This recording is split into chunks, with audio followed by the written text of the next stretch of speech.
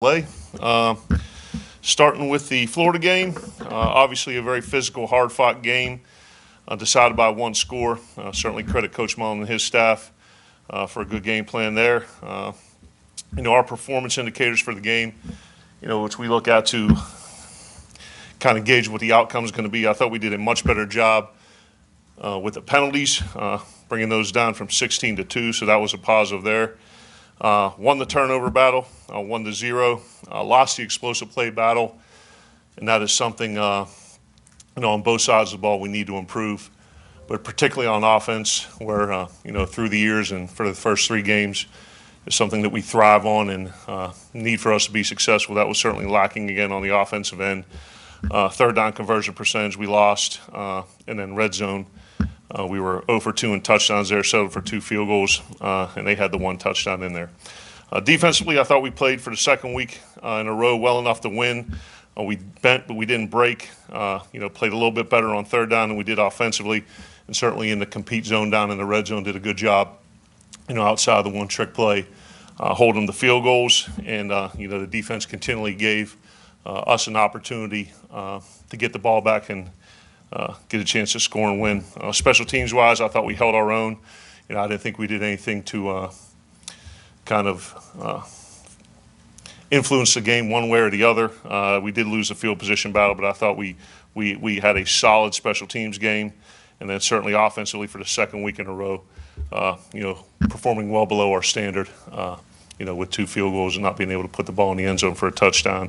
And once again, from an accountability standpoint, the first thumb goes at me. I oversee the game plan and I call the plays. So that one's on me, and that's one that's going to get fixed. And, from an overall team standpoint, I thought we lacked the precision and consistency necessary to win a game of that level against that caliber of an opponent. And talk about the SEC being a margin of error football league.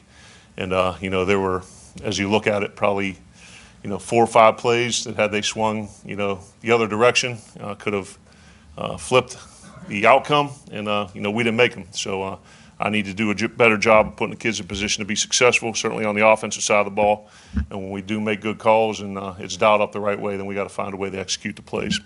So obviously no players or scouts of the week or helmet stickers.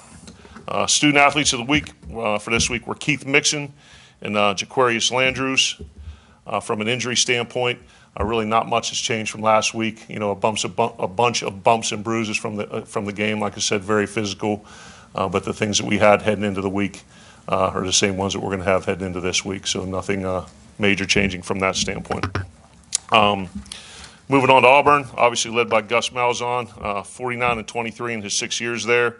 Has won or played in the conference championship in 7 of his 12 seasons as a head coach, and was a 2013 National Coach of the Year. Their prolific offense is led by quarterback coach Chip Lindsey. They play the spread, use a variety of personnel groupings and some unorthodox formations, which throughout the season, we've kind of seen them more and more, formation in the sideline, trips in the sideline, so that's something we're going to have to defend again. Averaging 33 points a game, rushing for 179 and throwing for 198. The quarterback, Jared Stidham, is a fantastic player, 963 yards passing this year, operates the system well. A lot of people have him, ranked or graded as a potential first-round prospect. 2 running backs, very, very talented, Cam Martin, number 9, and 28, Jatarvius Whitlow. He's their leading rusher. And then wide receiver, number 23, Ryan Davis, quick, agile, veteran, senior. Certainly a guy that we're going to have to, pay close attention to on the back end. Defense led by Kevin Steele, a longtime NFL and college coordinator who does a fantastic job. Once again, like the other teams we've seen, a mix of 3 and 4 down, play 1 high, 2 high man zone coverages. Third down, do a great job pressuring. They are the 3rd ranked scoring defense in the country, 5th in third down conversion percentage, and 7th in turnovers. They've given up 5 touchdowns the entire season, and only 1 of them on the ground. And, interesting to see, looking at the scoring defense rankings from this year, that 6 of the top 10 scoring defenses are from the SEC, and we played 2 of those 3 already, and now we'll have another opportunity to go against one this week. Special teams led by Larry Porter, his 2nd year, kind of a simple scheme that allows his players to play fast, averaging almost 30 yards on a kickoff return with 1 touchdown. They have blocked 2 punts, and they have a 14.5 yard average. and have a bunch of guys there. The punter, number 90, extremely accurate, averaging almost 45 a kick with 5 over 50 and 6 inside the 20. And the kicker has 85% touchbacks, 6 of 12 on field goals, with a long of 53. All right, moving forward to the things that we're going to need to do to be successful. We're going to have to continue to stick together. Going to be able to, like after the first 3 games, handle prosperity, and after the past 2, continue to handle adversity and know how to bounce back from it.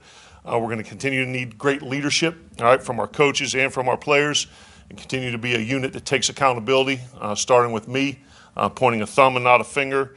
Had a great meeting with our captains and our leadership council on Sunday night, discussing the things that went wrong with the game and the things that we need to continue to do to improve.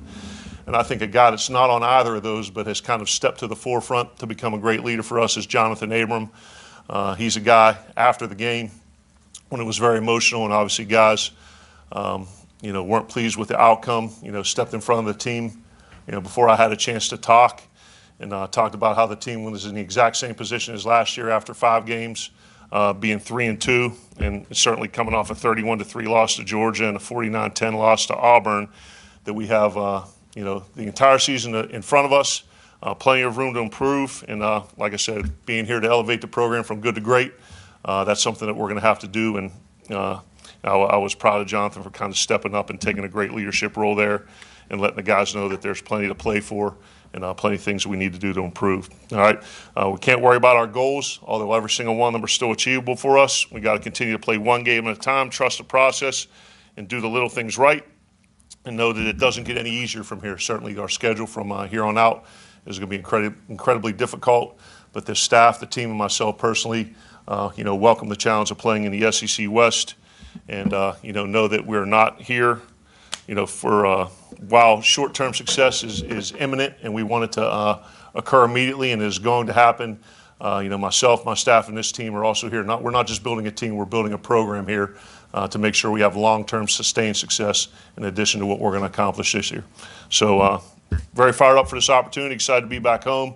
Had an electric atmosphere, last week with the fans, and appreciate everything they did to come out. So I know we're going to see the same thing this week against Auburn in another night game under the lights. So with that, I'll take any of your questions. Coach, you brought up Jonathan Abram, but just talk about both of your safeties, 2 out of your 3 top tacklers. What are you seeing from them and they're being active on defense? Coach Shoup doing a great job coaching those guys individually. They played a lot of football for us. They kind of coordinate the calls on the back end, make sure everyone's aligned.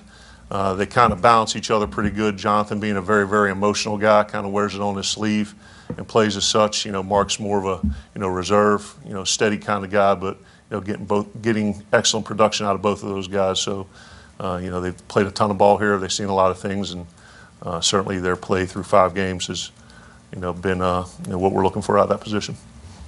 To quickly clarify on the injury thing, does that mean Jamal is still out indefinitely? Yes, and is Tyler day-to-day, or is he out? Tyler Williams is still day-to-day with lower body. Yeah. Okay, and I know after the game you said you wanted to watch the film to truly evaluate Nick from the last game. Once you did that, what did you think of what he did? I thought, not counting the sacks, obviously from a rushing standpoint, I thought he made good decisions in the run game and ran the ball well, particularly in the first half where we had 3 drives that were not 2-minute, and we're able to move into the red zone on 2 of those 3. From a pass game standpoint, certainly we need to complete a higher percentage of balls, and we have the opportunity. A lot of it goes into it. Certainly from a quarterback standpoint, having played the position, it's the one that gets, more than the credit it deserves and more than the blame it deserves. But certainly 41% or whatever it was, 11 of was. We need that to improve, and part of that is the quarterback, part of that's the protection, part of that the route, part of it catching the ball. So, certainly Nick on a weekly basis, looking to improve on the things we ask him to do and getting acclimated to a new system. Certainly we're going to need him to, all of us, we're going to need him to play better moving forward than what he did in Florida. Coach, when you have a situation like with Cyrus Mitchell drop a big pass like that as a young player, how do you kind of coach him through that to kind of help him move forward? Yeah, yelling at him ain't going to solve anything, except put him more in the tank. The kid knows he made a mistake and had a critical drop, but to me, you pat him on the head, tell him you're going to need him, in this game. You're going to need them moving forward, and really correct the issue, not the play. And what happened there is he tried to run before he caught the ball. So the term Coach Getsy and I use are eyes to the tuck. When you catch the ball, you tuck it in before you start running. And he's our leading receiver. He's got a lot of great football in front of him. Had an unfortunate play, but to me, you gotta correct in those instances, and that's what we try to do. Chris Bowles from WCBI. Hey, Chris. Okay, we had Keaton and Nick in for a package this past game. Moving forward, are we going to see more Keaton in packages, or is that just part of the game script?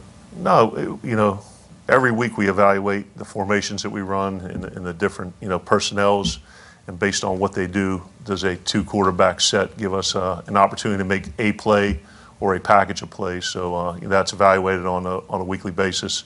If there's something that we see schematically that would give us a chance to be successful, we use it kind of the same stuff last year at Penn State. It would appear for a game, disappear for a couple, and then come back again. So a lot of it's based on how the defense is playing. Obviously, there aren't any breaks in this conference. You got Auburn this week, but you mentioned how good their defense is. With your struggling offense, how do you, talk to your guys and make it more about you guys than this great defense that you're about to face? Yeah, I think that's a good question. It's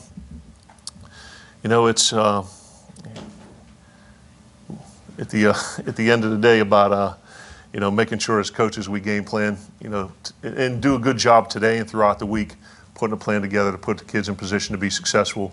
That we practice that well throughout the course of the week, with great physicality and improved precision.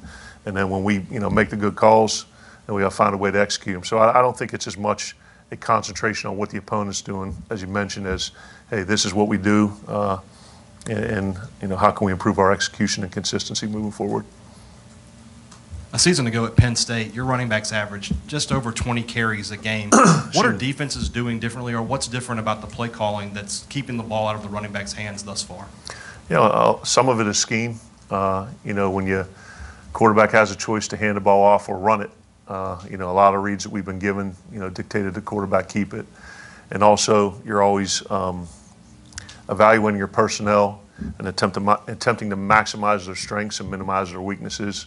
And Nick is a very capable and accomplished runner. And some of the times we want the ball in his hands, but certainly, I guess, to answer your question, kind of a roundabout way, we are examining more and more ways to make sure that when we call a run, it gets put in the running back's stomach and he runs it, as opposed to either a pull in the quarterback run or a pull in the throw.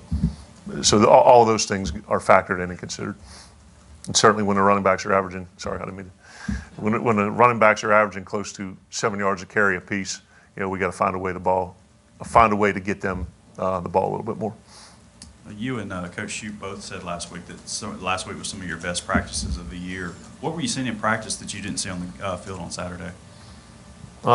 Defensively, I thought it mirrored what we saw on the practice field. Offensively, there wasn't a ton that Florida did different than what we practiced. And once again, it comes down to two things: the calls and the execution. So I've got to do a better job, and I say we as an offense from an execution standpoint have to do a better job. Last couple of weeks, Nick's kind of had some issues as far as getting the play off in time and the play clock running down. What have you seen there as far as what can be corrected, and just on film, what have you seen to contribute to that? Yeah, I think we have one delay against Kansas State maybe early on in the year. So, our style of offense is predicated on getting the best play possible against the look presented, rather than running a poor play quickly. So a lot of that is by design. Certainly, with us getting the play in quicker, it can help with some time on the clock. But I don't think that's incredibly abnormal, us using that much of the clock. But certainly, you'd like to have it snapped before 1. I guess that's the question. We heard Nick kind of shoulder a lot of that, a lot of the issues and just the problems that you were having. How do you coach him through that so it's not continuously that blame isn't affecting his execution going forward? Yeah, confidence isn't certainly one of Nick's issues. So I think a bad game or bad quarter, bad half, bad play. I mean, he's going to guy that has supreme confidence in himself, and like we all do offensively. So with Nick, that's not something that we harp on with him, because his confidence is usually sky high. With Simmons and Sweat, I know they get a lot of the the pub from the defensive side of the football, but how big of a role has Errol Thompson played in letting your defense be what it's been? Yeah, between him, Leo, and Willie, I think they're, and Brian Cole, kind of a nickel linebacker position. I think those guys at the second level are doing a very good job. You know, Coach Luka Boone, Coach Shue putting in a good position to be successful. But, you know, Errol's a guy that makes all the calls, you know, gets the front set, you know, gets the pressure going to where it needs to go. So kind of, you talk about the center being the eyes and ears of the front of the operation. You know, Errol's kind of the eyes and ears of the defensive operation, getting everything, you know, organized and aligned. Kind of going back to Nick's confidence, and this is a lot because you guys have been behind the sticks in the last 2 weeks, but how much do you think we'll see going forward, you know, short passes, maybe some screen passes, just to get some completions, and then maybe he can complete more stuff down the field after that? Yeah. You know, that is something, you know, on a weekly basis on, you know, Sundays when we come in and kind of do our evaluation of the game. You know, we talk about personnel, and, you know, we evaluate that on a really weekly and daily basis of, you know, who puts us in the best position to be successful. And then once you determine who those 11 people are going to be, what can we do schematically to, as I mentioned before, maximize their strengths and minimize their weaknesses. And certainly with, you know, some of the, you know, issues we've been having, or from a protection standpoint, you know, what are the things that we could do to help? You know, chipping, you know, was some of the stuff we worked on this week. And certainly, you know, screens, draws, getting the ball out quicker, more quick game, you know, that can help alleviate some of the, you know, protection issues we've been having. You mentioned getting the best 11 on the field after the game Saturday. Yep. How open is competition this week in terms of playing time? Yeah, I mean, win, lose, or draw, it's always open. So it's and not like we went in Sunday and said, all right, you know, we lost our second consecutive game and didn't play well on offense again. You know, today we're going to decide to evaluate personnel and make changes. So even after wins, we come in and say, hey, this guy performed well, this guy didn't. You know, is there a rotation or a change that we can make to improve us moving forward? Coach, kind of taking an inventory of where you are, what are maybe you encouraged by and disappointed in at this point in the season? You know, I think, you know, overall, I'd like to be 5-0, not 3-2. I'd like to have 2 wins in the SEC and not none. But I think from an overall program standpoint, I like the way that our culture is heading, and the kids believe in the things that we're stressing on a daily basis to build a long-term, sustained, successful program: discipline, accountability, attention to detail, selflessness. So I like where all those things are heading on and off the field. I think we've performed very well defensively throughout the first 5 games. You know, certainly at the end of the Kentucky game, it got away from us a little bit with some leaky yardage and a couple points. But a lot of that stems back to our, you know, offensive inability to sustain a drive. And then offensively, I think we played well for the first 3 games, and, you know, below our standard, you know, in the last 2. And special teams, I think we've been solid. So, you know, from an overall standpoint, you know, I think we need to continue to do the things we're doing defensively, you know, not rest on our laurels, continue to improve there. I think we're top 10 in a couple different categories. You know, offensively, we got to get it rolling, and that starts with me. And, you know, special teams continue to, you know, be solid. So, you know, I'm confident in the direction of the program. I'm confident in our staff and our players. Like I said, this isn't, you know, we're not looking for a 1-year build here. You know, we're looking to, you know, put together a long-term, sustained, successful program where we're consistent in our behaviors, and that'll in turn lead to consistency in our production, where it's not 8 wins, 6 wins, 7 wins. We want to make sure that as we build this, we're building it at the highest level. You talked about pass protection a little bit. What have you seen in the last 2 games out of your offensive line that's kind of slipped in that area? And if it's more so what other teams are doing and what you guys aren't doing, how do you fix that going forward? Because obviously there's a lot of good defensive lines in this conference. Yeah, starting with you know, number 5 this week. He's a pretty good player. I think I might have skipped over those guys, but, you know, number 5 is a first-round guy. They have, you know, very active linebackers, 57, and then you know, the back end, they've got a bunch of long defensive backs that can cover, haven't given up much pass yardage. But you know, I think the interior, the core of our offensive line has performed a little bit better than the edges in pass protection.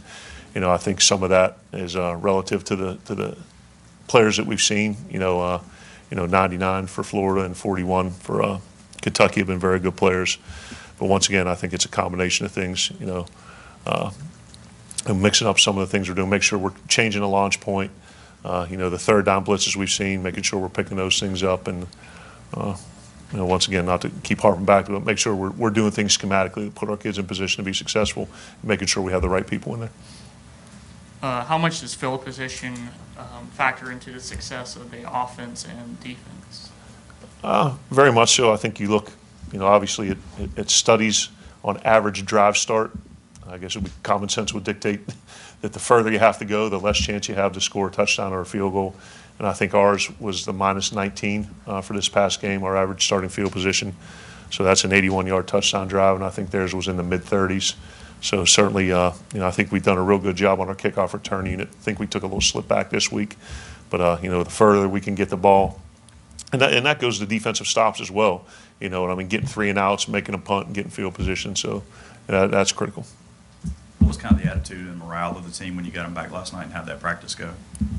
Practice went good. They were stinging a little bit in our team meeting. They were a little bit sore and upset, as were all of us, and they should be. I don't want guys in there hooting and hollering after a loss, but certainly you don't want them to internalize it. And to me, the most important thing is correct the things that need to be fixed, and then move on. So we went through practice. Went through the Florida corrections and then moved on to Auburn prep. So thought they did a good job shaking it off. I know injuries can dictate this, but up to this point, you feel like Marcus Murphy him and Goodman be the only 2 true freshmen that don't redshirt this year. Who was the second one? Scott Goodman and Marcus Murphy. Yeah, Wop won't redshirt either. Yeah, so Marcus and Wop are doing a very, very good job for us on special teams, and kind of working to fight their way into the rotation at receiver and safety. And then Goodman certainly for a walk-on kid, true freshman. I think he's been doing a real good job at kicker.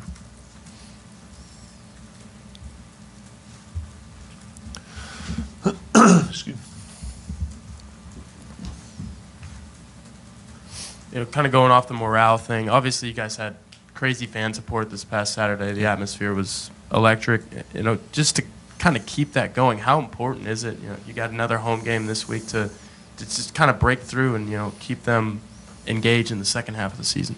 Yeah, and to me, it's not if, it's when, and I think that's part of the great thing about Mississippi State and our fan base and our community is that they're with you. It ain't fair weather fans. They're with you win, lose, or draw.